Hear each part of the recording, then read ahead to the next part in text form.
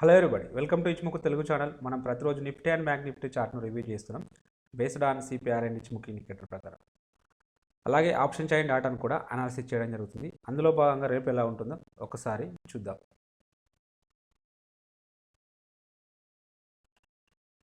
Nifty యొక్క intraday chart analysis చేసినట్టయితే మనకు చాలా రోజులు హాలిడేస్ వచ్చినప్పటికీ మార్కెట్ అనేది అప్ సైడ్ ఓపెన్ అవుతుంది అనుకుంటే డిసప్పాయింటింగ్లీ గ్యాప్ డౌన్లో ఓపెన్ కావడం అయితే జరిగింది. గ్యాప్ డౌన్లో ఓపెన్ అయ్యి పర్టికులర్గా మనకు నియర్లీ S3 కింద ఓపెన్ కావడం జరిగింది. S3 కింద ఓపెన్ అయిపోయి S3 పైన సస్టైన్ కావడానికి ప్రయత్నం అయితే జరిగింది. లేటర్ పీరియడ్లో ఆఫ్టర్ 15 మినిట్స్ తర్వాత ప్రైస్ అనేది ఈ హైని అయితే బ్రేక్అవుట్ చేయలేదు. కాబట్టి మనం బై సైడ్ వెళ్ళాల్సిన అవసరం అయితే రాలేదు. లేటర్ పీరియడ్లో మళ్ళీ S3ని బ్రేక్ చేసుకుంటూ డౌన్ సైడ్ రావడం జరిగింది. నెక్స్ట్ మన టార్గెట్ S4 అవుతుంది. అది అచీవ్ కావడం అయితే జరిగింది. బట్ ఇంత గ్యాప్ డౌన్లో మళ్ళీ మనం సెల్ సైడ్ వెళ్ళడం అనేది కొంచెం రిస్కీ అవుతుంది. ఎందుకంటే ఆల్రెడీ ఓపెన్ అవడే నియర్లీ 300 పాయింట్స్ అట్లా గ్యాప్ డౌన్లో ఓపెన్ కావడం జరిగింది. మళ్ళీ మనం సెల్ సైడ్ వెళ్ళాలంటే కొంచెం ఆలోచించాల్సిన అయితే అవసరం అయితే వస్తుంది. బట్ అయినా కూడా ఆఫ్టర్నూన్ సెషన్ వరకు మార్కెట్స్ అయితే డౌన్ సైడ్ ఉండడం జరిగింది.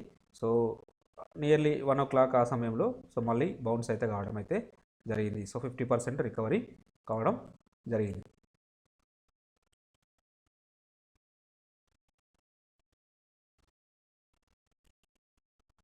ఇక ప్రైస్ యాక్షన్ ప్రకారం చూసినట్టయితే ప్రైస్ అనేది సిగ్నిఫికెంట్గా ఇక్కడ ఒక లో ఫామ్ కావడం జరిగింది. ఈ లో ఫామ్ అయిన తర్వాత ఇక్కడ ఒక హై ఫామ్ అయింది. మళ్ళీ ఇక్కడ ఒక లో ఫామ్ అయింది. ఎప్పుడైతే ఈ లో బ్రేక్ చేసుకుంటూ డౌన్ సైడ్ వస్తే సెల్ సైడ్ వెళ్తాం, ఈ హైని బ్రేక్ చేసుకుంటూ అప్ సైడ్ వెళ్తే బై సైడ్ వెళ్తాం. ఇక్కడ ఈ హైని బ్రేక్ చేసుకుంటూ అప్ సైడ్ అయితే వెళ్ళడం జరిగింది. వెళ్ళినప్పుడు మన స్టాప్ లాస్ ఇంత ఉంటుంది. టార్గెట్ అనేది ఇది ఉంటుంది. బట్ ఇక్కడ స్టాప్ లాస్ అనేది హిట్ కావడం అయితే జరిగింది. లేటర్ పీరియడ్లో మళ్ళీ ఒకసారి ప్రైస్ అనేది మళ్ళీ ఇలా అంటే ఈ స్వింగ్ లోన్ అంటే ఫామ్ కావడం జరిగింది. ఎప్పుడైతే ఈ లోస్ బ్రేక్అవుట్ అయితే డౌన్ సైడ్ వెళ్తాం. ఇది స్టాప్ లాస్ అవుతుంది. టార్గెట్ అనేది ఫస్ట్ టార్గెట్ ఇది అవుతుంది. సెకండ్ టార్గెట్ ఇంకా 1:2 ఉండడానికి అవకాశం అయితే ఉంటుంది. ఈ సందర్భంలో ఇక్కడ డౌన్ సైడ్ బ్రేక్ చేసుకుంటూ డౌన్ సైడ్ రావడం జరిగింది. ఇక్కడ మనకు టార్గెట్ అయితే అచీవ్ కావడం అయితే జరిగింది. ఇక లేటర్ పీరియడ్లో మళ్ళీ ఒకసారి ప్రైస్ అనేది సిగ్నిఫికెంట్గా ఇక్కడ వరకు రావడం అయితే జరిగింది. ఈలో మళ్ళీ మనం ఒకవేళ బై సైడ్ వెళ్ళాల్సి వస్తే ఈ హై తర్వాతనే బై సైడ్ వెళ్ళాల్సి వస్తుంది. బట్ ఇది లాస్ట్లో రావడం జరిగింది. కాబట్టి ఇక్కడ మనం ట్రేడ్ అయితే అంటే మనం తీసుకోవడానికి అవకాశం అయితే లేదు. లాస్ట్ టైంలో రావడం జరిగింది కాబట్టి మళ్ళీ పర్టికులర్గా స్టాప్ లాస్ అనేది ఇంత ఉంటుంది. ఇంత ఉంటుంది కాబట్టి మనం ట్రేడ్ చేయడానికి అవకాశం అయితే లేదు. ఇక్కడ సప్లై డిమాండ్ జోన్స్ గురించి డిస్కషన్ చేస్తే మనం గతంలో ఇక్కడ ఒక జోన్ ఇవ్వడం జరిగింది. ఈ జోన్ కింద ఓపెన్ కావడం జరిగింది. ప్రైస్ అనేది గ్యాప్ డౌన్లో ఓపెన్ అయినప్పుడు మళ్ళీ ఇక్కడికి రీచ్ కావడం జరిగింది. ఇక్కడికి రీచ్ అయినప్పుడు ఈ సప్లై జోన్గా యాక్ట్ అవుతుంది. ఈ క్యాండిల్ పర్టికులర్గా ఈ క్యాండిల్ చూసినప్పుడు విక్ అనేది అప్ సైడ్ ఉండడం జరిగింది. కాబట్టి మనం కన్సిడర్ చేయొచ్చు. ఇది ఎంట్రీ పాయింట్ అవుతుంది, ఇది స్టాప్ లాస్ అవుతుంది. టార్గెట్ అనేది దీనికి 1:2 టైమ్స్ ఉంటుంది. అది అచీవ్ కావడం అయితే జరిగింది. ఇక కింది ఈ డిమాండ్ జోన్ వరకు అయితే ప్రైస్ అయితే రీచ్ కాలేదు. రీచ్ అయితే ఇక్కడ మేబీ మనకు బయింగ్ ఆపర్చునిటీ వచ్చి ఉండేదేమో, బట్ రాలేదు. కొంచెం ముందు నుంచే బౌన్స్ కావడం అయితే జరిగింది. రేపటి రోజున చూద్దాం. రేపటి రోజున ఇక్కడ ఒక డిమాండ్ జోన్ ఉంది. ఇక్కడ ఒక సప్లై జోన్ ఉంది. అలాగే ఇక్కడ ఒక సప్లై జోన్ ఉన్నది. ఈ రెండు జోన్స్ను కన్సిడర్ చేయండి. అలాగే మొన్నటి రీసెంట్ ఇక్కడ ఈ డిమాండ్ జోన్ ఇప్పుడు సప్లై జోన్గా యాక్టివ్ అవ్వడానికి అవకాశం అయితే ఉన్నది. కాబట్టి ఈ 3 జోన్స్ను కన్సిడర్ చేయండి. అప్ సైడ్లో, డౌన్ సైడ్లో వచ్చేసి ఇక్కడ ఒక డిమాండ్ జోన్ ఉంది, ఇక్కడ ఒక డిమాండ్ జోన్ ఉంది. వీటిని మార్క్ చేసుకోండి. ఆప్షన్ చైన్ డాటాను చూసినట్టయితే హైయెస్ట్ ఓపెన్ టెస్ట్ అనేది కాల్ సైడ్లో 17,500 దగ్గర ఉంది. సెకండ్ హైయెస్ట్ ఓపెన్ టెస్ట్ అనేది 17,400 దగ్గర ఉండడం జరిగింది. నిఫ్టీ అప్ సైడ్ వస్తే ఫస్ట్ రెసిస్టెన్స్, సెకండ్ రెసిస్టెన్స్ ఇక్కడ ఉండడానికి ఛాన్స్ అవుతున్నది. వీటిలో సిగ్నిఫికెంట్గా ఒక్కరోజు హైయెస్ట్ ఓపెన్ టెస్ట్ అనేది ఇక్కడ బిల్డప్ అయింది. కాబట్టి 17,400 అనే లెవెల్ మనకు స్ట్రాంగ్ రెసిస్టెన్స్ లాగా యాక్ట్ చేయడానికి అయితే అవకాశం అయితే ఉన్నది. అలాగే ఓవరాల్ సినారీని చూసినట్టయితే షార్ట్ బిల్డప్ అయింది కాబట్టి నెగిటివ్ ఉండడానికి అవకాశం అయితే ఎక్కువగా ఉన్నది. ఇక పుట్ సైడ్లో చూసినట్టయితే పుట్ సైడ్లో హైయెస్ట్ ఓపెన్ ఇంట్రెస్ట్ అనేది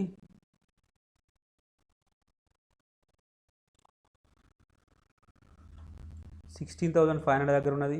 సెకండ్ హైయెస్ట్ ఓపెన్ ఇంట్రెస్ట్ ఉన్నది 17,000 దగ్గర బిల్డప్ కావడం జరిగింది. నిఫ్టీ డౌన్ సైడ్ వస్తే ఫస్ట్ సపోర్ట్ సెకండ్ సపోర్ట్ ఇక్కడ ఉంటుంది. వీటిలో సిగ్నిఫికెంట్గా ఒకరోజు హైయెస్ట్ ఓపెన్ ఇంట్రెస్ట్ అనేది ఇక్కడ బిల్డప్ అయింది కాబట్టి ఈ లెవెల్ నాకు స్ట్రాంగ్ సపోర్ట్ లాగా యాక్ట్ చేయడానికైతే అవకాశం అయితే ఉన్నది. అలాగే ఓవరాల్ సినారియోని చూసినట్టయితే సో లాంగ్ బిల్డప్ కావడం జరిగింది.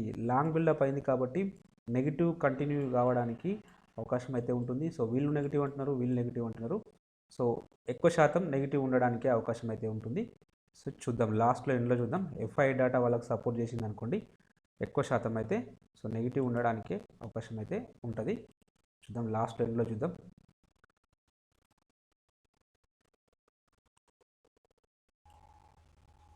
ఇంకా ఇచ్చుముఖి ఇండికేటర్ ప్రకారం చూసినట్టయితే సో ప్రైస్ అనేది సో మొన్న మనం డిస్కస్ చేసినట్టు ఈ లోస్ కింద ఫామ్ అయితే నెక్స్ట్ టార్గెట్ లెవెల్ అనేది సో ఇక్కడ వరకు రావడానికి ఛాన్సెస్ ఉంటుందని చెప్పాము.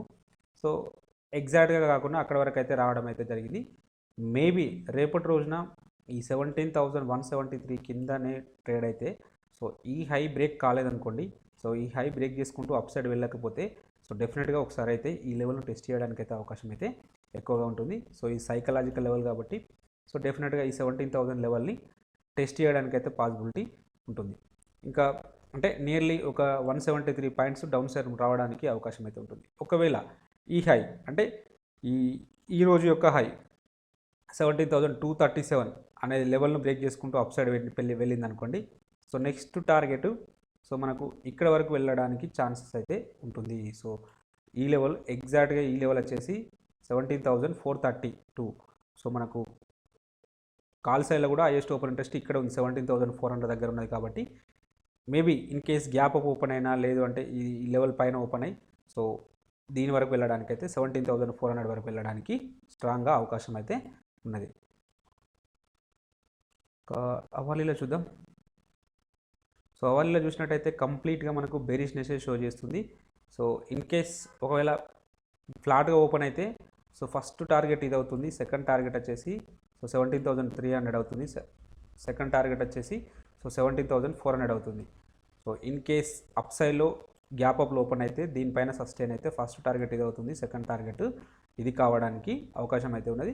ఇక డౌన్ సైడ్లో ఈలో బ్రేక్ చేసుకుంటూ వెళ్తే ఫస్ట్ టార్గెట్ 17,000 అవుతుంది, నెక్స్ట్ టార్గెట్ వచ్చేసి ఆల్రెడీ 16,975 కావడానికి అవకాశం అయితే ఉంటుంది. సో నెక్స్ట్ ఇది ఒక గ్యాప్ ఇక్కడ ఒక సపోర్ట్ లాగా యాక్ట్ చేస్తుంది. ఇన్ కేస్ ఇది ఫెయిల్ అయింది అనుకోండి సో డెఫినెట్గా మళ్ళీ ఒకసారి ఈ లెవెల్ వరకు రావడానికి అయితే అవకాశం అయితే ఉంటుంది, 16,900 వరకు రావడానికి అవకాశం అయితే ఉంటుంది. సో కాబట్టి ఈ లెవెల్స్ని మార్క్ చేసుకోండి. ఇక బ్యాంక్ నిఫ్టీ యొక్క ఇంటర్డే చార్ట్ అనాలిసిస్ చేసినట్టయితే యాజ్ యూజువల్ సో ఇది కూడా గ్యాప్ డౌన్లో ఓపెన్ అవ్వడం జరిగింది.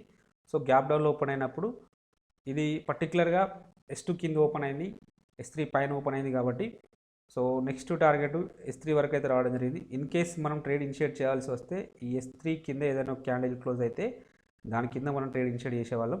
సో అంటే ఇక్కడ పర్టికులర్గా ఈ టైం ఫ్రేమ్లో రావడం జరిగింది చూడండి. సో ఇక్కడ మనకు అకార్డింగ్ టు సిపిఆర్ ప్రకారం ఈ క్యాండిల్ అనేది మోర్ దెన్ 50% బాడీ అనేది S3 కింద క్లోజ్ అయింది కాబట్టి సో మన ఎంట్రీ పాయింట్ ఇది అవుతుంది, స్టాప్ లాస్ అనేది అవుతుంది, టార్గెట్ అనేది సో S4 అవుతుంది, ఇక్కడ అచీవ్ కావడం అయితే జరిగింది.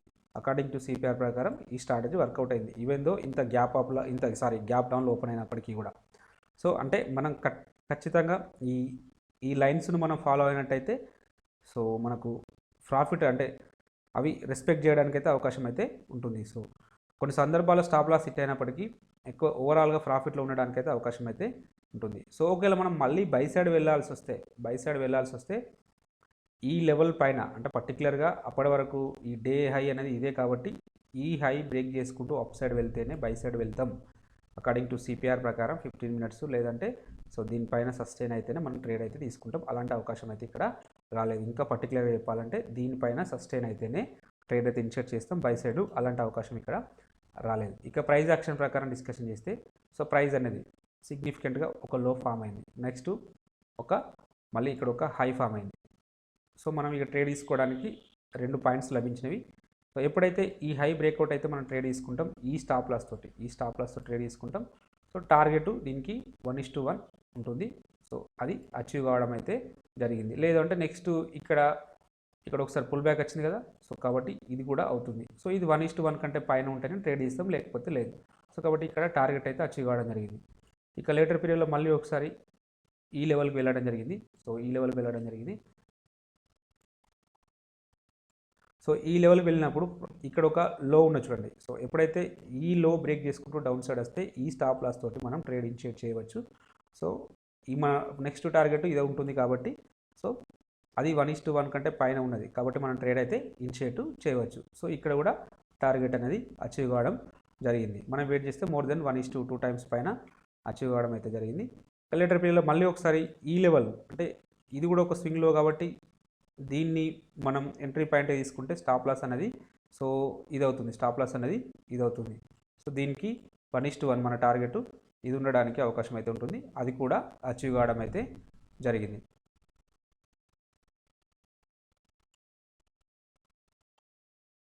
ఇంకా లేటర్ పీరియడ్లో మళ్ళీ ఒకసారి ఈ హై ఫామ్ అయింది, ఇది ఒక లో ఫామ్ అయింది. సో ఎప్పుడైతే ఈ హై బ్రేక్అవుట్ అయిందో సో మళ్ళీ మనం ట్రేడ్ తీసుకోవడానికి ఈ స్టాప్ లాస్ తోటి సో అవకాశం ఉంటుంది. సో టార్గెట్ ఇది ఉంటుంది. సో అది కూడా అచీవ్ కావడం అయితే జరిగింది. ఇలా సో మీరు స్వింగ్ హైస్ స్వింగ్ లోస్ను కనెక్ట్ చేసుకుంటూ ట్రేడ్ తీసుకున్నట్టయితే సో డెఫినెట్గా 1 or 2 ట్రేడ్స్ ఫెయిల్ కావడానికి అవకాశం ఉంటున్నప్పటికీ సో ఓవరాల్గా ప్రాఫిట్లో ఉండడానికి అవకాశం అయితే ఎక్కువగా ఉంటుంది. ఇక సప్లై డిమాండ్ జోన్స్ గురించి డిస్కషన్ చేస్తే మనం ఇక్కడ గతంలో డ్రా చేసిన జోన్స్ అయితే ఉండడం జరిగింది. సో ఈ జోన్స్ పర్టికులర్గా గ్యాప్ డౌన్లో ఓపెన్ అయింది కాబట్టి సో ఇక్కడ సపోర్ట్ తీసుకుని చూడండి. ఎగ్జాక్ట్గా ఇలా లెవెల్స్ ఉన్నప్పుడు కింది జోన్ కన్సిడర్ చేయమని చెప్తుంటాను నేను. సో చూడండి ఎగ్జాక్ట్గా కింది జోన్ దగ్గర సపోర్ట్ తీసుకొని అప్ సైడ్ అయితే వెళ్ళడం జరిగింది. లేటర్ పీరియడ్లో మళ్ళీ ఒకసారి ఈ జోన్ టెస్ట్ చేయడం జరిగింది. సో మళ్ళీ ఇక్కడ మనకి ఏదన్నా అంటే సపోర్టింగ్ క్యాండిల్స్ అయితే ఏమీ రాలేదు, అంటే పర్టికులర్గా పై జోన్. సో కాబట్టి ఆ జోన్ డిలీట్ చేయవచ్చు. ఇంకా పర్టికులర్గా చెప్పాలంటే ఇలా దగ్గర ఉన్నప్పుడు కింది జోన్ కన్సిడర్ చేస్తే బెటర్ రిజల్ట్స్ అంటే బెటర్ ఆర్ఆర్ అయితే ఉండడానికి అవకాశం అయితే ఉంటుంది. సో లేటర్ పీరియడ్లో ప్రైస్ అనేది ఈ లెవెల్కు రీచ్ కావడం జరిగింది. సో మళ్ళీ దీనిపైన ఇక్కడ ఏదైనా మనం సపోర్ట్ తీసుకుంటే దీని హైప్ నుంచి మనం ట్రేడ్ అయితే ఇనిషియేట్ చేయవచ్చు. సో ఇక్కడ మనం ట్రేడ్ అయితే ఇనిషియేట్ చేయవచ్చు. సో ఈ సందర్భంలో మన స్టాప్ లాస్ అనేది దీని కింద ఉంటుంది కాబట్టి సో ఇది అవుతుంది. ఇక్కడ స్టాప్ లాస్ హిట్ కాలేదు. లేటర్ పీరియడ్లో దీనికి 1:2 టైమ్స్ ఇక్కడ ఉంటుంది, అది అచీవ్ కావడం అయితే జరిగింది. ఇక లేటర్ పీరియడ్లో ప్రైస్ అనేది దీన్ని బ్రేక్ చేసుకుంటూ డౌన్ సైడ్ వచ్చింది. సో కాబట్టి దీన్ని మనం అవాయిడ్ చేయవచ్చు. సో మళ్ళీ ఒకసారి పుల్ బ్యాక్ కూడా వచ్చింది అనుకోండి, బట్ మనం so first time second time తీసుకుంటాం, థర్డ్ టైం అనేది అవాయిడ్ చేస్తాము. సో ఇవేందో అది మనం అనుకున్న డైరెక్షన్లో వెళ్ళినప్పటికీ సో ఇక్కడ కూడా సో కాబట్టి ఇక్కడ థర్డ్ టైం ట్రేడ్ అయితే మనం అవాయిడ్ చేస్తాం. రేపటి రోజున చూద్దాం. ఇక రేపటి రోజున ఇక్కడ ఒక డిమాండ్ జోన్ ఉంది. సో దీన్ని డ్రా చేసుకోండి. ఇక్కడ ఒక సప్లై జోన్ ఉంది. సో దీన్ని డ్రా చేయండి. ఇక గతంలో ఇక్కడ ఈ డిమాండ్ జోన్ కాస్త సప్లై జోన్గా మారింది కాబట్టి ఈ జోన్ కూడా మార్క్ చేసుకోండి. సో అప్ సైడ్లో 2 జోన్స్, డౌన్ సైడ్లో ఒక జోను. సో వీటిని అయితే కన్సిడర్ చేయండి. ఇక ఆప్షన్ చైన్ డాటాను చూసినట్టయితే హైయెస్ట్ ఓపెన్ ఇంట్రెస్ట్ అనేది బ్యాంక్ నిఫ్టీలో కాల్ సైడ్లో 37,000 దగ్గర బిల్డప్ అయింది. సెకండ్ హైయెస్ట్ ఓపెన్ ఇంట్రెస్ట్ అనేది 38,000 దగ్గర బిల్డప్ అయింది. నిఫ్టీ అప్ సైడ్ వస్తే ఫస్ట్ రెసిస్టెన్స్ సెకండ్ రెసిస్టెన్స్ ఎక్కువ ఉండడానికి అవకాశం అయితే ఉన్నది. వీటిలో సిగ్నిఫికెంట్గా ఒకరోజు హైయెస్ట్ ఓపెన్ ఇంట్రెస్ట్ అనేది ఇక్కడ బిల్డప్ అయింది. సో కాబట్టి ఈ లెవెల్ మనకు స్ట్రాంగ్ రెసిస్టెన్స్ లాగా యాక్ట్ చేయడానికి అవకాశం అయితే ఉన్నది. అలాగే ఓవరాల్ సినారియోని చూసినట్టయితే షార్ట్ బిల్డప్ అయింది కాబట్టి నెగిటివ్ ఉండడానికి అవకాశం అయితే ఉన్నది. ఇక పుట్ సైడ్లో చూసినట్టయితే పుట్ సైడ్లో హైయెస్ట్ ఓపెన్ ఇంట్రెస్ట్ అనేది 36,000 దగ్గర బిల్డప్ అయింది. సెకండ్ హైయెస్ట్ ఓపెన్ ఇంట్రెస్ట్ అనేది సో 36,500 దగ్గర బిల్డప్ అయితే కావడం జరిగింది. సో కాబట్టి బ్యాంక్ నిఫ్టీ డౌన్ సైడ్ వస్తే ఫస్ట్ సపోర్టు సెకండ్ సపోర్ట్ ఇక్కడ ఉండడానికి అవకాశం అయితే ఉన్నది. అలాగే ఓవరాల్ సినారియో అంటే వీటిలో సిగ్నిఫికెంట్గా ఒకరోజు హైయెస్ట్ ఓపెన్ ఇంట్రెస్ట్ ఇక్కడ బిల్డప్ అయింది కాబట్టి ఈ లెవెల్ మనకు స్ట్రాంగ్ సపోర్ట్ లాగా యాక్ట్ చేయడానికి అవకాశం అయితే ఉన్నది. అలాగే ఓవరాల్ సినారియోని చూసినట్టయితే లాంగ్ బిల్డప్ అయింది కాబట్టి సో నెగిటివ్ ఉండడానికి అవకాశం అయితే ఉన్నది. సో వీళ్ళు నెగిటివ్ అంటున్నారు. సో ఎక్కువ శాతం డౌన్ ట్రెండ్ ఉండడానికే అవకాశం అయితే ఉన్నది. సో పర్టికులర్గా ఇన్ ద మనీలో షార్ట్ జరిగినప్పుడు సో సారీ ఇక్కడ అంటే పర్టికులర్గా ఇక్కడ ఇన్ ద మనీలో ఇక్కడ షార్టింగ్ జరిగింది కాబట్టి సో డౌన్ సైడ్ ఉండడానికి అవకాశం అయితే ఉంటుంది. సో ఇక్కడ ఇన్ ద మనీలో బయింగ్ జరుగుతుంది చూడండి. సో కాబట్టి సో వీళ్ళు పొజిషన్స్ను అట్లనే హోల్డ్ చేశారు కాబట్టి ఎక్కువ శాతం గ్యాప్ డౌన్లో ఓపెన్ కావడానికి అవకాశం అయితే ఉన్నది. సరే చూద్దాం ఏం జరుగుతుందో రేపు. ఇక ఇచ్ముఖి ఇండికేటర్ ప్రకారం చూసినట్టయితే నిఫ్టీ కంటే ఇక్కడ బ్యాంక్ నిఫ్టీ అనేది కొంచెం బెటర్ పొజిషన్లో ఉంది. సో నిఫ్టీ ఏమో ఆల్మోస్ట్ ఇక్కడ సపోర్ట్ తీసుకోవడానికి రావడం అయితే జరిగింది.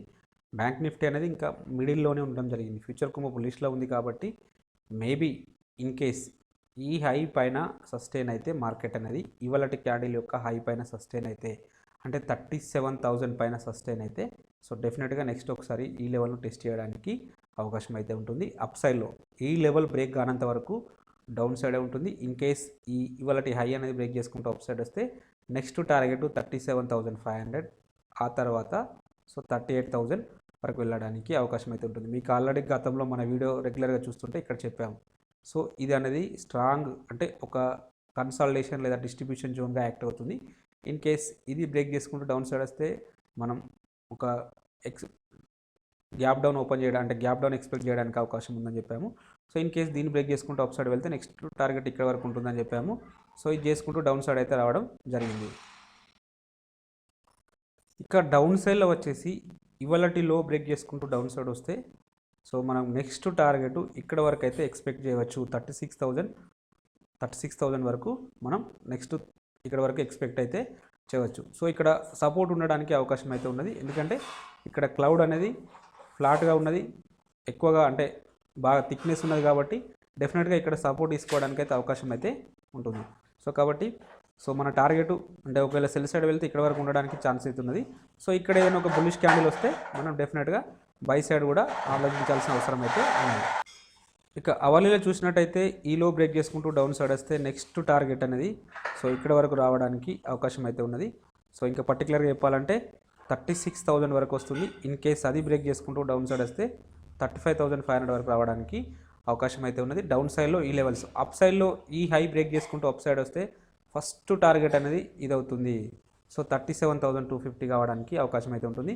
సెకండ్ టార్గెట్ ఇక్కడ క్లౌడ్ అంటే మనకు క్లౌడ్ అనేది యాక్ట్ చేయడానికి అవకాశం అయితే ఉంటుంది కాబట్టి 37,500. కాబట్టి అప్ సైడ్లో 2 లెవెల్స్, డౌన్ సైడ్లో 2 లెవెల్స్ని మార్క్ చేసుకోండి. బట్ ప్రైస్ అనేది విత్ ఇన్ ద ఈ జోన్లో ఉంటే మాత్రం సైడ్ వేస్లో ఉండడానికి అవకాశం అయితే ఉన్నది. సో కాబట్టి సో దీన్ని దృష్టిలో పెట్టుకొని ట్రేడ్ అయితే ఇనిషియేట్ చేయండి. ఇక ఎఫ్ఐఐ డాటాను చూసినట్టయితే సో వీళ్ళు సెల్ మోడ్లోనే ఉండడం జరిగింది చూడండి. సో ఇది బిగ్ నెంబర్ -6,387 క్రోర్స్ని వీళ్ళు సేల్ చేయడం జరిగింది. So it is a big number. మన వాళ్ళు 50% బై చేయడం జరిగింది.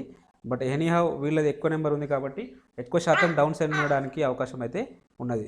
సో కాబట్టి కొంచెం కాషియస్గా అయితే ఉండండి. ఇంకా ఇంట్రాడే పర్పస్లో ఈ స్టాక్స్ని అయితే వాచ్ లిస్ట్లో తీసుకోండి. సో నారో సిపిఆర్ ఉన్న ట్రెండింగ్ ఉండడానికి అవకాశం అయితే ఉన్నది. మీకు ఈ కంటెంట్ నచ్చినట్టయితే తప్పక లైక్ చేస్తూ షేర్ చేయగలరు, అలాగే సబ్స్క్రైబ్ చేసుకోగలరు. Thank you everybody.